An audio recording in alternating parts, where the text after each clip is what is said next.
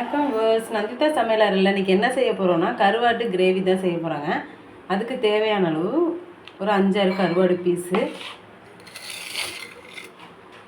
வெங்காயம் ஒரு 25 கிராமு, ஒரு கொத்து கருவேப்பில்லை, ஒரு தக்காளி கட் பண்ணி வச்சுருக்கோங்க. வாங்க வீடியோக்குள்ளே போகலாம். இப்போ அடுப்பை பற்ற வச்சுக்கலாங்க. பாத்திரம் சூடாகட்டும்.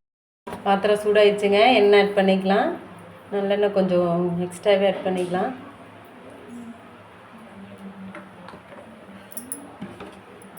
எண்ணெய் சூடாயிடுச்சுங்க. கட் பண்ணி வச்ச வெங்காயத்தை ஆட் பண்ணிக்கலாம்.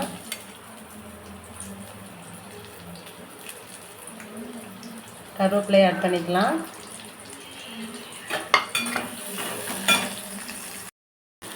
நல்லா வதங்கிக்கிட்டு இருக்குங்க. இன்னும் கொஞ்சம் நல்லா வதங்கிக்கட்டும். தக்காளியும் வெங்காயமும் வதங்குற அளவுக்கு கொஞ்சமாக உப்பு ஆட் பண்ணிக்கலாங்க. இப்போ பாருங்கள், தக்காளி வெங்காயம் நல்லா வதங்கிருச்சுங்க. இப்போ அதோட மஞ்சத்தூள்லாம் ஆட் பண்ணிக்கலாம். கொஞ்சம் மஞ்சத்தூள் ஆட் பண்ணிக்கலாங்க.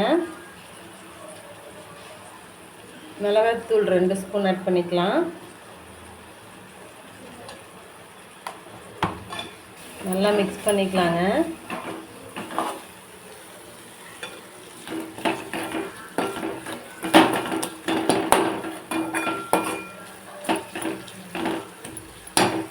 வெந்து வரட்டுங்க.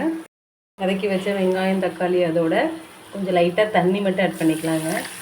நம்ம 1/4 டம்ளருக்கு அளவுக்கு தண்ணி மட்டும் ஆட் பண்ணிக்கலாம். இங்கே பாருங்கள், கழுவி வச்சுருக்க கருவாடை ஆட் பண்ணிக்கலாங்க. நல்லா 4-5 தடவை வாஷ் பண்ணி வச்சுருக்கோம், அதை ஆட் பண்ணிக்கலாம்.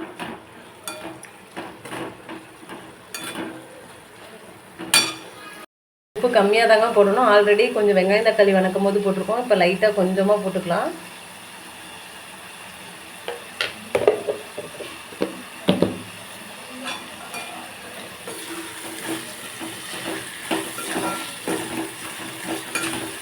மிளகாத்தூள் மஞ்சத்தூள்லாம் பச்சை வாசம் போகிற வரைக்கும் கொஞ்சம் நேரம் மிக்ஸ் பண்ணிக்கலாங்க. வெந்து வரட்டும். மிக்ஸ் பண்ணிக்கலாங்க.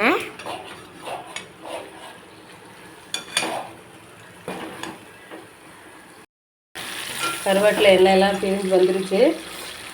இப்போ சிம்மில் வச்சுட்டு 2 நிமிஷம் வச்சுட்டு ஆஃப் பண்ணிடலாம். சுவையான கருவாட்டு கிரேவி ரெடி ஆயிடுச்சுங்க. அடுப்பு ஆஃப் பண்ணிக்கலாங்க.